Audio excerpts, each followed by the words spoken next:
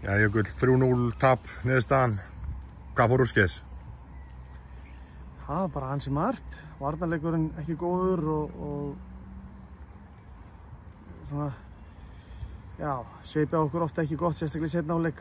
Svona seinni hálfleikurinn mjög dapur hjá okkur og endur fyrri hálfleikinn af miklu krafti og það er gott að sjá mark þar en ég átta mikið á því hvort að það hefði breytt einhverju upp á seinni hálfleikinn ef að klárlega ekki að við höfum komið út eins og við gerðum, þannig að það er að mörgu að taka núna.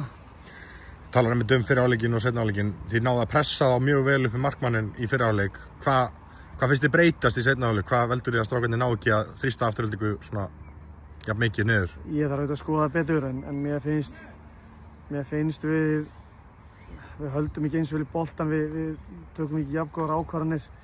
Við erum svolítið vulnerable tilbaka þegar við töfum boltanum.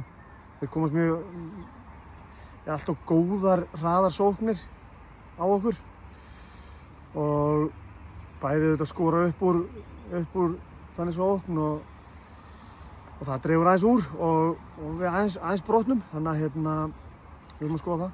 Talar um vulnerable. Talar eitthvað um það við á í hálfleik afturhaldingar að komast ítrekka fyrir átt að bakverðina hjá þér báðum megin? Er það eitthvað sem ræður í hálfleiknum eða? Já, við ræðum hvernig við viljum stilla upp og það var orðið mjög gott í lok fyrri hálfleiks og það var það sem við ræddum, að halda því áfram. Þannig að en það var ekki eins gott í seinni, þannig að við erum að skoða það. Sástu atvikið hjá Emil í lok fyrri hálfleiks, hvað fannst þér um það?